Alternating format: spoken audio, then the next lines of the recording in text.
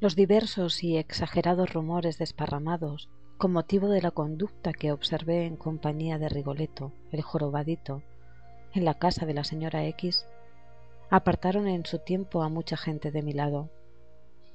Sin embargo, mis singularidades no me acarrearon mayores desventuras, de no perfeccionarlas estrangulando a Rigoletto.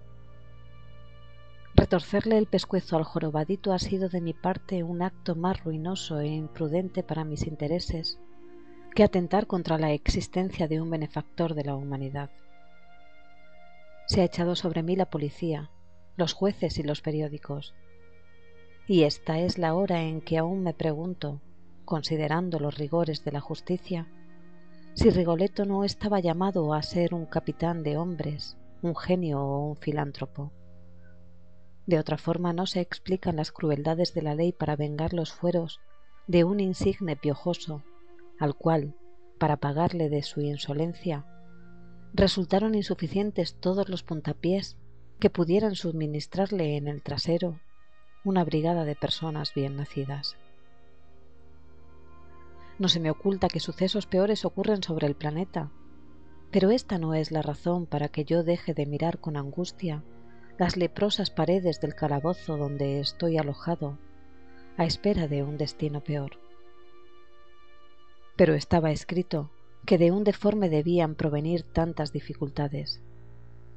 Recuerdo, y esto había de información para los aficionados a la teosofía y a la metafísica, que desde mi tierna infancia me llamaron la atención los contrahechos. Los odiaba al tiempo que me atraían, como detesto y me llama la profundidad abierta bajo la balconada de un 9º piso, a cuyo barandal me he aproximado más de una vez con el corazón temblando en cautela y delicioso pavor. Y así, como frente al vacío no puedo sustraerme al terror de imaginarme cayendo en el aire con el estómago contraído en la asfixia del desmoronamiento, en presencia de un deforme no puedo escapar al nauseoso pensamiento de imaginarme corcoveado, grotesco, espantoso, abandonado de todos, hospedado en una perrera, perseguido por trailas de chicos feroces que me clavarían agujas en la jiba. Es terrible, sin contar que todos los contrahechos son seres perversos, endemoniados, protervos, de manera que al estrangularlo a Rigoletto me creo con derecho a afirmar que le hice un inmenso favor a la sociedad, pues he librado a todos los corazones sensibles como el mío de un espectáculo pavoroso y repugnante, sin añadir que el jorobadito era un hombre cruel, tan cruel que yo me veía obligado a decirle todos los días: «Mira, Rigoletto, no seas perverso, prefiero cualquier cosa a verte pegándole con un látigo a una inocente cerda». «¿Qué te ha hecho la marrana?» «Nada. ¿No es cierto que no te ha hecho nada?» «¿Qué se le importa?» «No te ha hecho nada, y vos contumaz, obstinado, cruel, desfogas tus furores en la pobre bestia». «Como me embrome mucho la voy a rociar de petróleo a la chancha y luego le prendo fuego». Después de pronunciar estas palabras, el jorobadito descargaba latigazos en el crinudo lomo de la bestia, rechinando los dientes como un demonio de teatro. Y yo le decía: «Te voy a retorcer el pescuezo, Rigoletto. Escucha mis paternales advertencias, Rigoletto. Te conviene». Predicar en el desierto hubiera sido más eficaz. Se regocijaba en contravenir mis órdenes y en poner en todo momento en evidencia su temperamento sardónico y feroz. Inútil era que prometiera zurrarle la badana o hacerle salir la joroba por el pecho de un mal golpe. Él continuaba observando una conducta impura. Volviendo a mi actual situación, diré que si hay algo que me reprocho es haber recaído en la ingenuidad de conversar semejantes minucias a los periodistas. Creía que la interpretarían, mas heme aquí, ahora, abocado a mi reputación menoscabada, pues esa gentuza lo que menos ha escrito es que soy un demente, afirmando con toda seriedad que bajo el trabazón de mis actos se descubren las características de un cínico perverso. Ciertamente que mi actitud en la casa de la señora X en compañía del jorobadito no ha sido la de un miembro inscrito en el almanaque de Gotha. No, al menos no podría afirmarlo bajo mi palabra de honor. Pero de este extremo al otro, en el que me colocan mis irreductibles enemigos, media una igual distancia de mentira e incomprensión. Mis detractores aseguran que soy un canalla monstruoso, basando esta afirmación en mi jovialidad al comentar ciertos actos en los que he intervenido, como si la jovialidad no fuera precisamente la prueba de cuán excelentes son las condiciones de mi carácter y qué comprensivo y tierno al fin y al cabo. Por otra parte, si hubiera que tamizar mis actos, ese tamiz a emplearse debería llamarse sufrimiento. Soy un hombre que ha padecido mucho. No negaré que dichos padecimientos han encontrado su origen en mi exceso de sensibilidad, tan agudizada que cuando me encontraba frente a alguien he creído percibir hasta el matiz del color que tenían sus pensamientos. Y lo más grave es que no me he equivocado nunca. Por el alma del hombre he visto pasar el rojo del odio y el verde del amor, como a través de la cresta de una nube, los rayos de luna más o menos empalidecidos por el espesor distinto de la masa acuosa. Y personas hubo que me han dicho: recuerdo cuando usted, hace 3 años, me dijo que yo pensaba en tal cosa. No se equivocaba. He caminado así, entre hombres y mujeres, percibiendo los furores que encrespaban sus instintos y los deseos que embaraban sus intenciones, sorprendiendo siempre en las laterales luces de la pupila, en el temblor de los vértices de los labios y en el erizamiento casi invisible de la piel de los párpados, lo que anhelaban, retenían o sufrían. Y jamás estuve más solo que entonces, que cuando ellos y ellas eran transparentes para mí. De ese momento, involuntariamente, fui descubriendo todo el sedimento de bajeza humana que encubren los actos aparentemente más leves, y hombres que eran buenos y perfectos para sus prójimos fueron para mí lo que Cristo llamó sepulcros encalados. Lentamente se agrió mi natural bondad, convirtiéndome en un sujeto taciturno e irónico. Pero me voy apartando precisamente de aquello a lo cual quiero aproximarme, y es la relación del origen y de mis desgracias. Mis dificultades nacen de haber conducido a la casa de la señora X al infame Corcovado. En la casa de la señora X yo hacía el novio de una de las niñas. Es curioso. Fui atraído insensiblemente a la intimidad de esa familia por una hábil conducta de la señora X, que procedió con un determinado y exquisito tacto, y que consiste en negarnos un vaso de agua para poner a nuestro alcance, y como quien no quiere, un frasco de alcohol. Imagínense ustedes lo que ocurría con un sediento, oponiéndose en palabras a mis deseos. Incluso hay testigos. Digo esto para descargo de mi conciencia. Más aún, en circunstancias en que nuestras relaciones hacían prever una ruptura, yo anticipé seguridades que escandalizaron a los amigos de la casa. Y es curioso, hay muchas madres que adoptan ese temperamento en la relación que sus hijas tienen con los novios, de manera que el incauto, si en un incauto puede admitirse un minuto de lucidez, observa con terror que ha llevado las cosas mucho más lejos de lo que permitía la conveniencia social. Y ahora volvamos al jorobadito para deslindar responsabilidades. La primera vez que se presentó a visitarme en mi casa, lo hizo en casi completo estado de ebriedad, faltándole el respeto a una vieja criada que salía a recibirlo y gritando a voz en cuello de manera que hasta los viandantes que pasaban por la calle podían escucharle. ¿Y dónde está la banda de música con que debían festejar mi hermosa presencia? ¿Y los esclavos que tienen que ungirme de aceite? ¿Dónde se han metido? En lugar de recibirme jovencitos con orinales, me atiende una vieja desdentada y hedionda. ¿Y esta es la casa en la cual usted vive? Y observando las puertas recién pintadas, exclamó enfáticamente: pero esto no parece una casa de familia, sino una ferretería. Es simplemente asqueroso. ¿Cómo no han tenido la precaución de perfumar la casa con esencia de nardo, sabiendo que iba a venir?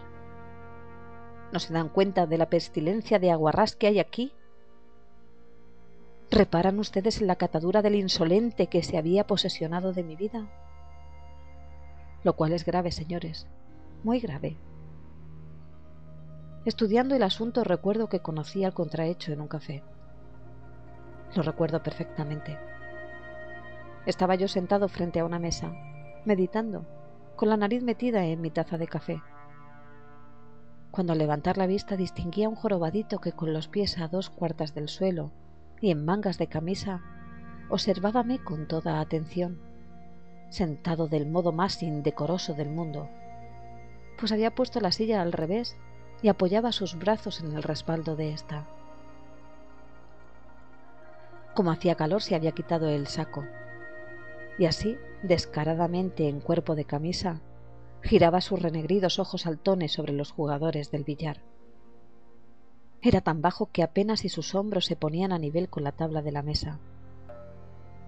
Y como les contaba, alternaba la operación de contemplar la concurrencia con la no menos importante de examinar su reloj pulsera, cual si la hora que éste marcara le importara mucho más que la señalada en el gigantesco reloj colgado de un muro del establecimiento. Pero lo que causaba en él un efecto extraño, además de la consabida corcova, era la cabeza cuadrada y la cara larga y redonda, de modo que por el cráneo parecía un mulo y por el semblante un caballo. Me quedé un instante contemplando al jorobadito, con la curiosidad de quien mira a un sapo que ha brotado frente a él. Y éste, sin ofenderse, me dijo: «Caballero, ¿será tan amable usted que me permita sus fósforos?» Sonriendo le alcancé mi caja. El contrahecho encendió su cigarro medio consumido y después de observarme largamente dijo: «Qué buen mozo es usted. Seguramente que no deben faltarle novias». La lisonja halaga siempre, aunque salga de la boca de un jorobado.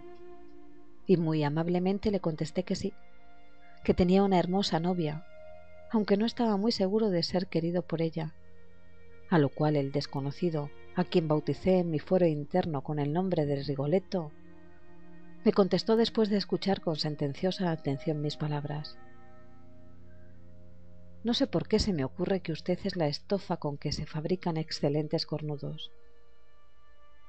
Y antes que tuviera tiempo de sobreponerme a la estupefacción que me produjo su extraordinaria insolencia, el cacaseno continuó: «Pues yo nunca he tenido novia, créalo, caballero. Le digo la verdad». «No lo dudo», repliqué sonriendo ofensivamente. «No lo dudo». «De lo que me alegro, caballero, porque no me agradaría tener un incidente con usted». Mientras él hablaba, yo vacilaba si levantarme y darle un puntapié en la cabeza o tirarle a la cara el contenido de mi pocillo de café. Pero recapacitándolo, me dije que de promoverse un altercado allí, el que llevaría todas las de perder era yo, y cuando me disponía a marcharme contra mi voluntad, porque aquel sapo humano me atraía con la inmensidad de su desparpajo, él, obsequiándome con la más graciosa sonrisa de su repertorio, que dejaba al descubierto su amarilla dentadura de jumento, dijo: «Este reloj pulsera me cuesta 25 pesos. Esta corbata es inarrugable y me cuesta 8 pesos. ¿Ve estos botines? 32 pesos, caballero. ¿Puede alguien decir que soy un pelafustán? No, señor. ¿No es cierto? Claro que sí». Guiñó arduamente los ojos durante un minuto. Luego, moviendo la cabeza como un osegno alegre, prosiguió interrogador y afirmativo simultáneamente. «Qué agradable es poder confesar sus intimidades en público. ¿No le parece, caballero? Hay muchos en mi lugar que pueden sentarse impunemente a la mesa de un café y entablar una amable conversación con un desconocido como lo hago yo. No. ¿Y por qué no hay muchos? ¿Puede contestarme?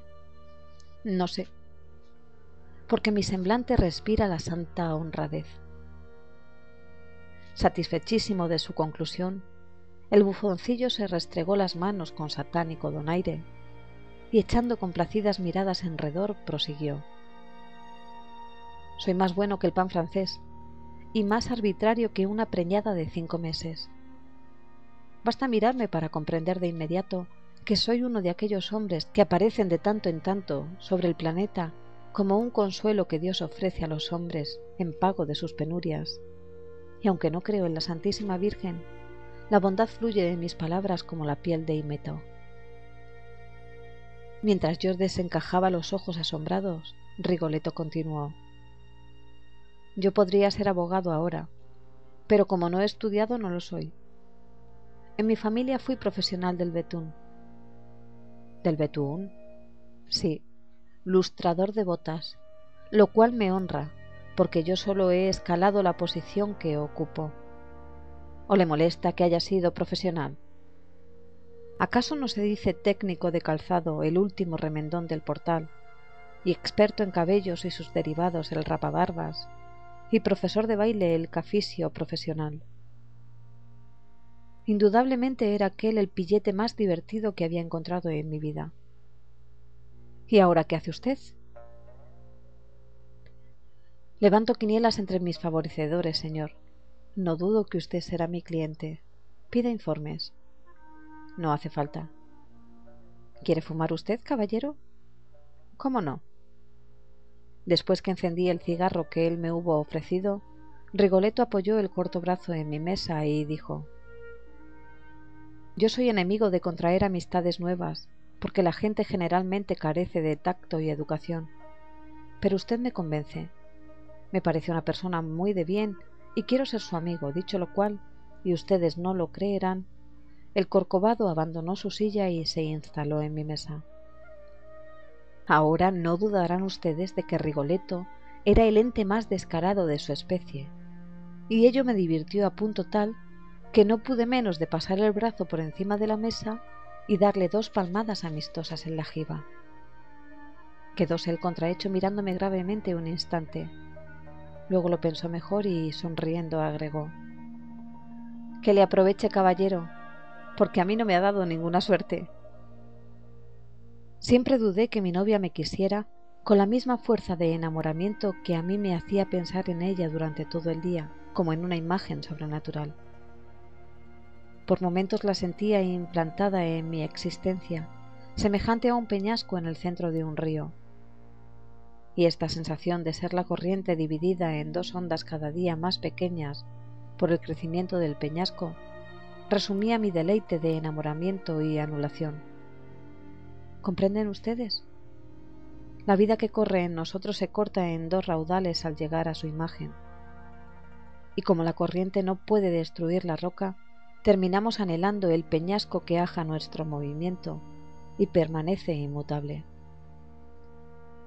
Naturalmente, ella desde el primer día que nos tratamos me hizo experimentar con su frialdad sonriente el peso de mi autoridad. Sin poder concretar en qué consistía el dominio que ejercía sobre mí, este se traducía como la presión de una atmósfera sobre mi pasión. Frente a ella me sentía ridículo, inferior, sin saber precisar en qué podía consistir cualquiera de ambas cosas.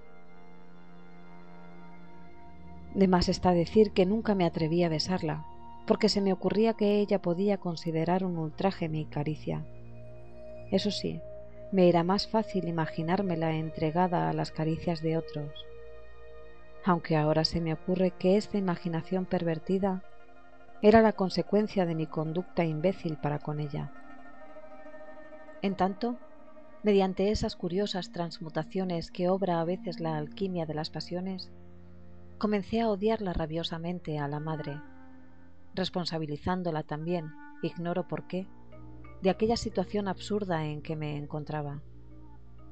Si yo estaba de novio en aquella casa, debíase a las arterias de la maldita vieja. Y llegó a producirse en poco tiempo una de las situaciones más raras de que haya oído hablar, pues me retenía en la casa junto a mi novia, no el amor a ella, sino el odio al alma taciturna y violenta que envasaba la madre silenciosa, pesando a todas horas cuántas probabilidades existían en el presente de que me casara o no con su hija.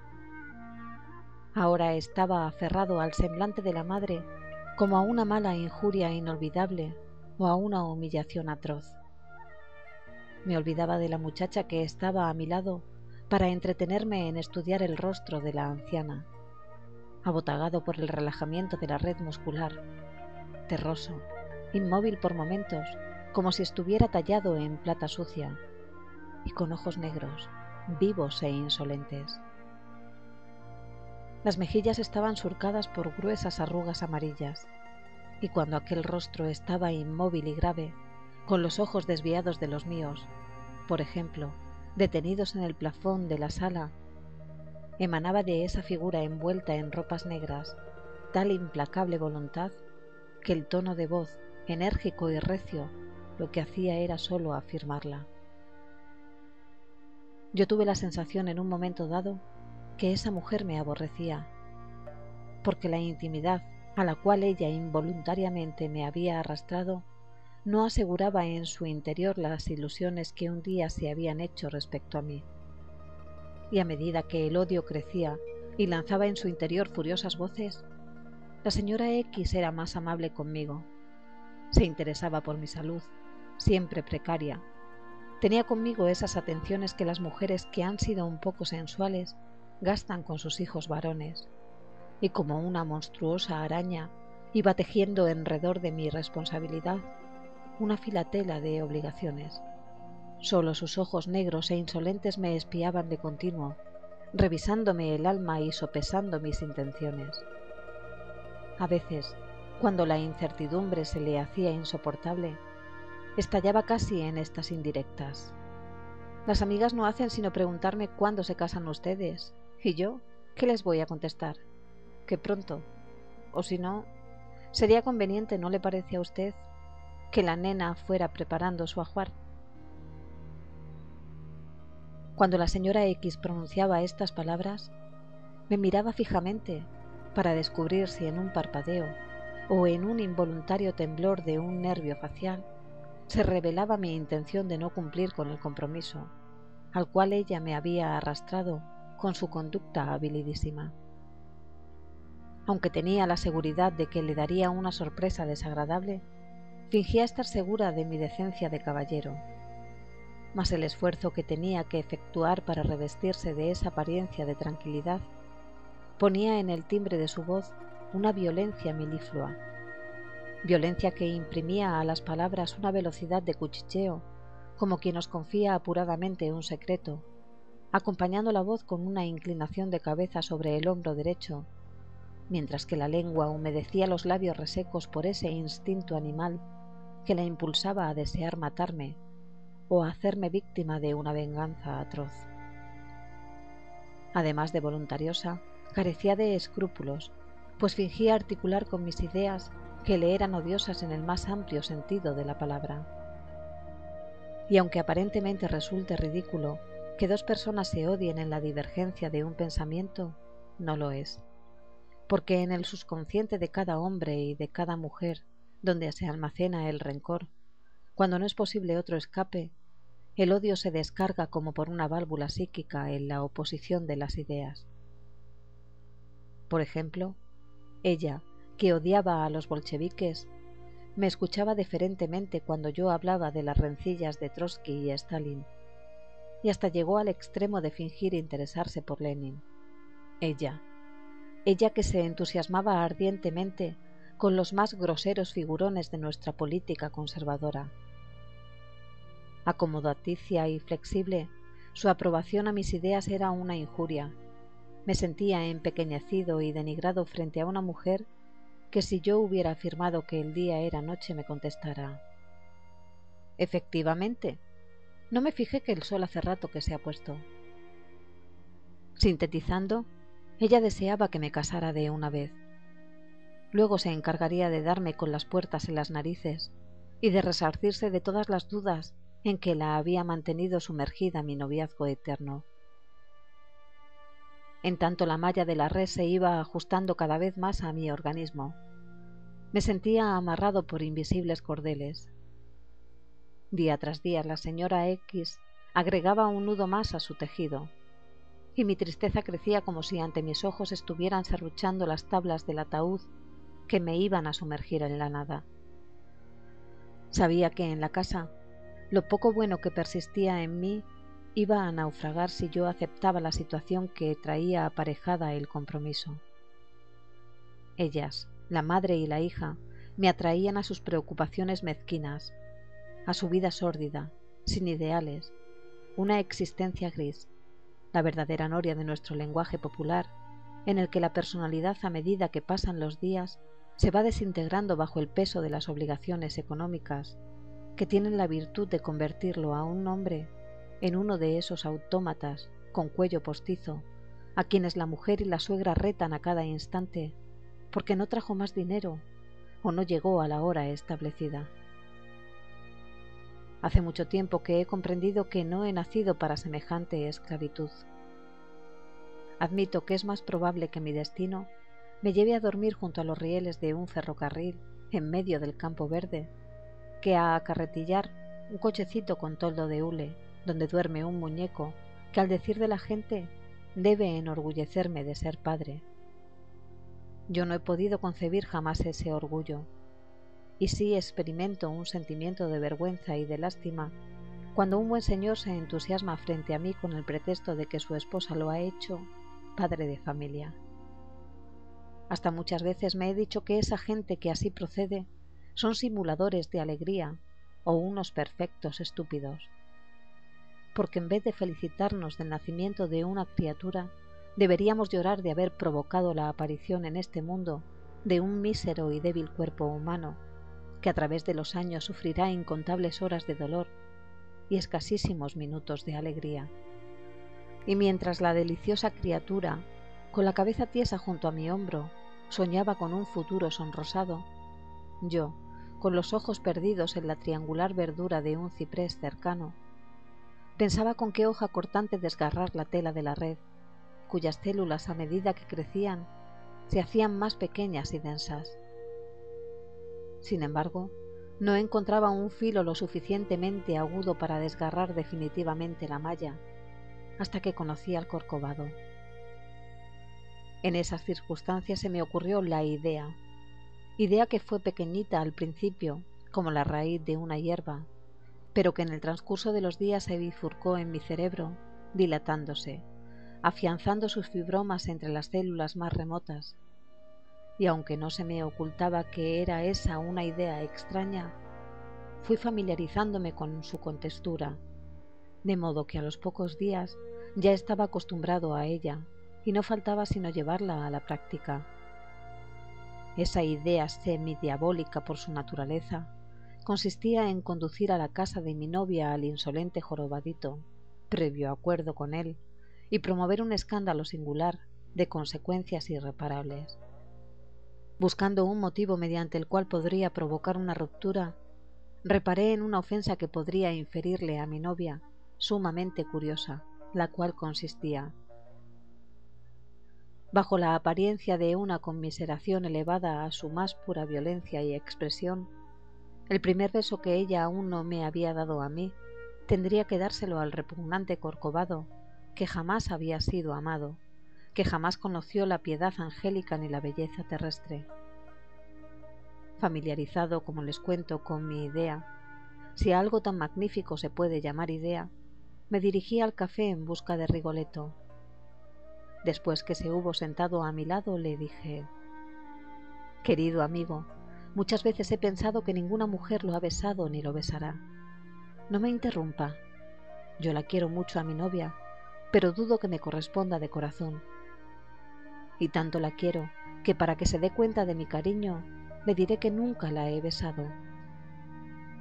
Ahora bien, yo quiero que ella me dé una prueba de su amor hacia mí, y esa prueba consistirá en que lo bese a usted. ¿Está conforme?». Respingó el Corcovado en su silla. Luego, con tono enfático, me replicó: «¿Y quién me indemniza a mí, caballero, del mal rato que voy a pasar?». «¿Cómo mal rato?». «Naturalmente. ¿O usted se cree que yo puedo prestarme por ser jorobado a farsas tan innobles? Usted me va a llevar a la casa de su novia y como quien presenta a un monstruo le dirá: querida, te presento al dromedario. Yo no la tuteo a mi novia. Para el caso es lo mismo. Y yo, en tanto, ¿qué voy a quedarme haciendo, caballero? ¿Abriendo la boca como un imbécil mientras disputan sus tonterías? No, señor, muchas gracias. Gracias por su buena intención, como le decía la liebre al cazador. Además que usted me dijo que nunca le había besado a su novia. ¿Y eso qué tiene que ver? Claro. ¿Usted sabe acaso si a mí me gusta que me besen? Puede no gustarme. Y si no me gusta, ¿por qué usted quiere obligarme? ¿O es que usted se cree que porque soy Corcovado no tengo sentimientos humanos? La resistencia de Rigoletto me enardeció. Violentamente le dije: pero ¿no se da cuenta de que es usted con su joroba y figura desgraciadas el que me sugirió este admirable proyecto? Piense, infeliz, si mi novia consiente, le quedará a usted un recuerdo espléndido.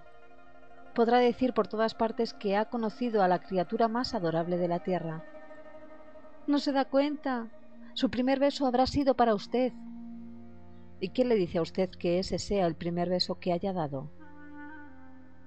Durante un instante me quedé inmóvil.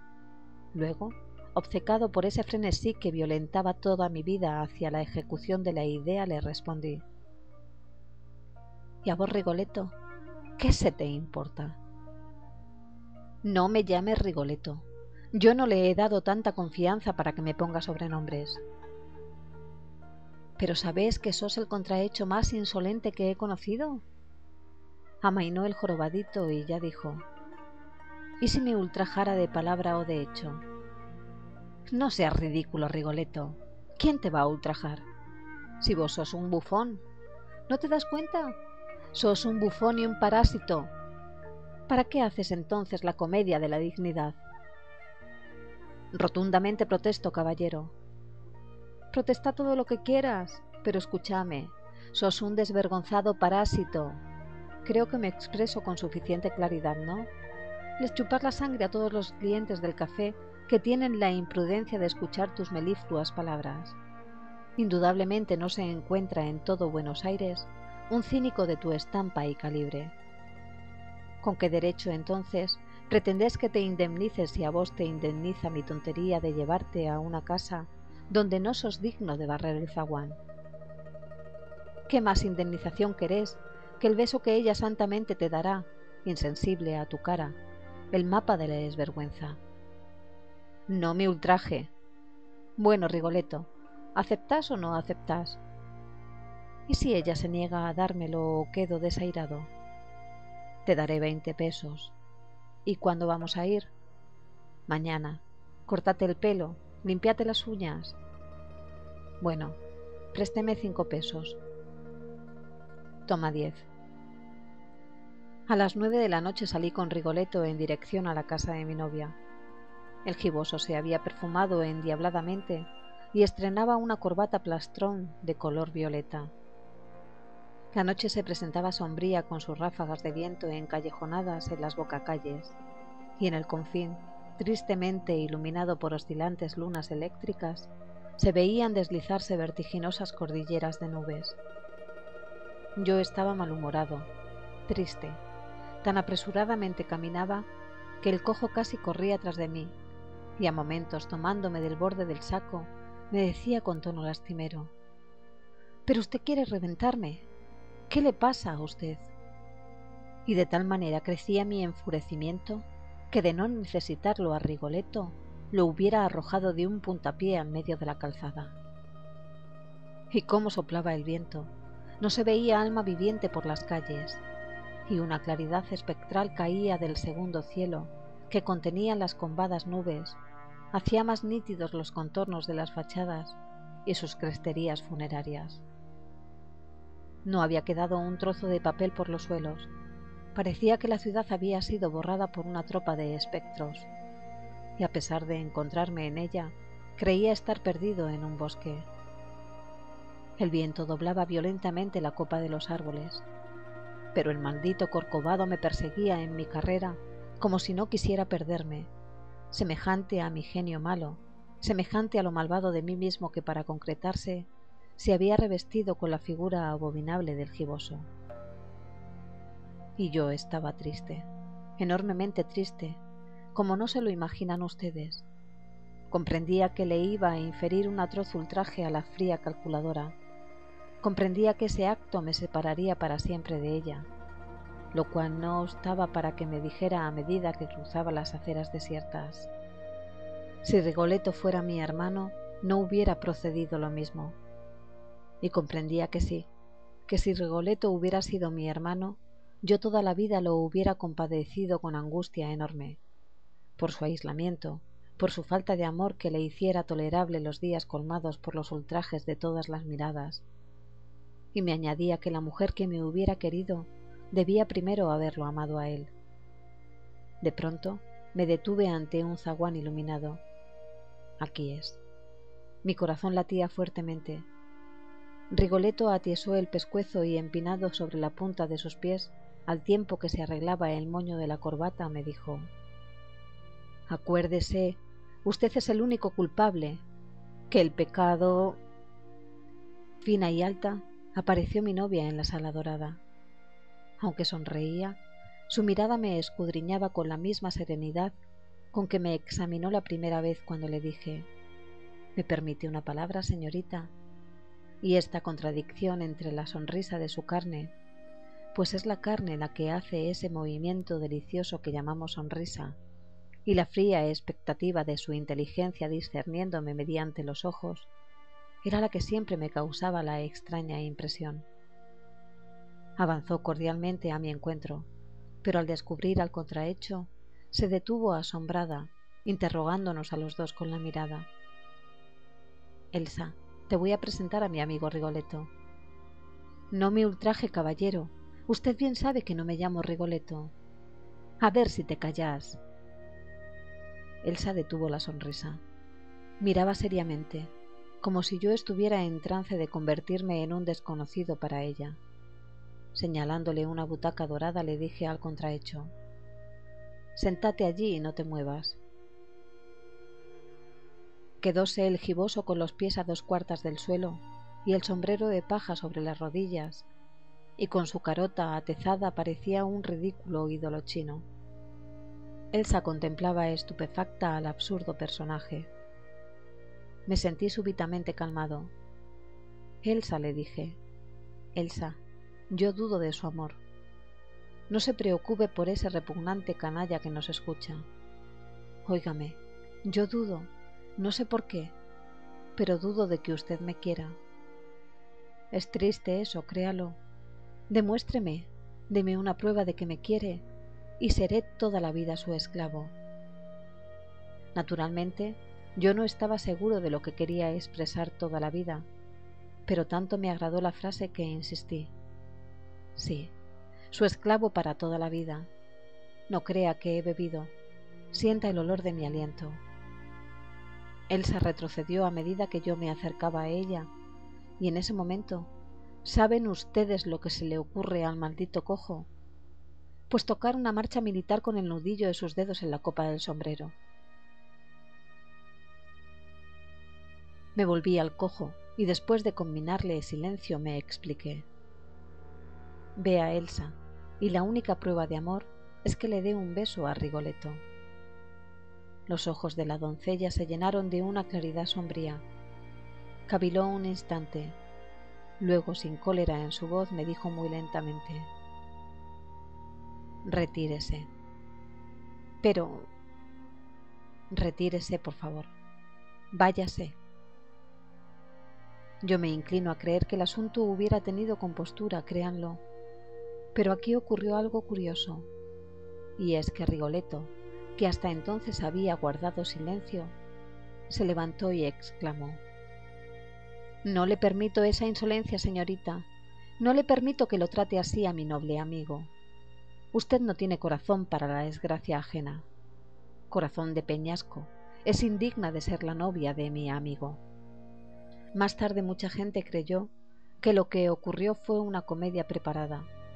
Y la prueba de que yo ignoraba lo que iba a ocurrir es que al escuchar los despropósitos del contrahecho, me desplomé en un sofá riéndome a gritos, mientras que el giboso, con el semblante congestionado, tieso en el centro de la sala, con su bracito extendido vociferaba: ¿Por qué usted le dijo a mi amigo que un beso no se pide? Se da. ¿Son conversaciones esas adecuadas para una que presume de señorita como usted? ¿No le da a usted vergüenza? Descompuesto de risa, solo atiné a decir: Cállate, Rigoletto, cállate. El Corcovado se volvió enfático. Permítame, caballero, no necesito que me dé lecciones de urbanidad. Y volviéndose a Elsa, que roja de vergüenza había retrocedido hasta la puerta de la sala, le dijo: Señorita, la conmino a que me dé un beso. El límite de resistencia de las personas es variable. Elsa huyó arrojando grandes gritos y en menos tiempo del que podía esperarse, aparecieron en la sala su padre y su madre, la última con una servilleta en la mano. ¿Ustedes creen que el cojo se amilanó? Nada de eso. Colocado en medio de la sala, gritó estentóreamente: Ustedes no tienen nada que hacer aquí. Yo he venido en cumplimiento de una alta misión filantrópica. No se acerquen. Y antes de que ellos tuvieran tiempo de avanzar para arrojarlo por la ventana, el Corcovado desenfundó un revólver, encañonándolos. Se espantaron porque creyeron que estaba loco, y cuando los vi así inmovilizados por el miedo, quedéme a la expectativa, como quien no tuviera nada que hacer en tal asunto, pues ahora la insolencia de Rigoletto parecía de lo más extraordinaria y pintoresca. Este, dándose cuenta del efecto causado, se envalentonó. Yo he venido a cumplir una alta misión filantrópica, y es necesario que Elsa me dé un beso para que yo le perdone a la humanidad mi Corcova. A cuenta del beso, sírvame un té con coñac. Es una vergüenza cómo ustedes atienden a las visitas. No tuerza la nariz, señora, que para eso me he perfumado. Y tráigame el té. Ah, inefable Rigoletto, dicen que estoy loco, pero jamás un cuerdo se ha reído con tus insolencias como yo, que no estaba en mis cabales. Lo haré meter preso. Usted ignora las más elementales reglas de cortesía, insistía el Corcovado. Ustedes están obligados a atenderme como a un caballero. El hecho de ser jorobado no los autoriza a despreciarme. Yo he venido para cumplir una alta misión filantrópica. La novia de mi amigo está obligada a darme un beso. Y no lo rechazo. Lo acepto. Comprendo que debo aceptarlo como una reparación que me debe la sociedad, y no me niego a recibirlo. Indudablemente, si allí había un loco, era Rigoletto. No les quede la menor duda, señores. Continuó Ed. Caballero, yo soy... Un vigilante tras otro entraron en la sala. No recuerdo nada más. Dicen los periódicos que me desvanecí al verlos entrar. Es posible. Y ahora se dan cuenta por qué el hijo del diablo, el maldito jorobado, castigaba a la marrana todas las tardes, y por qué yo he terminado estrangulándole. De Roberto Arlt, El jorobadito.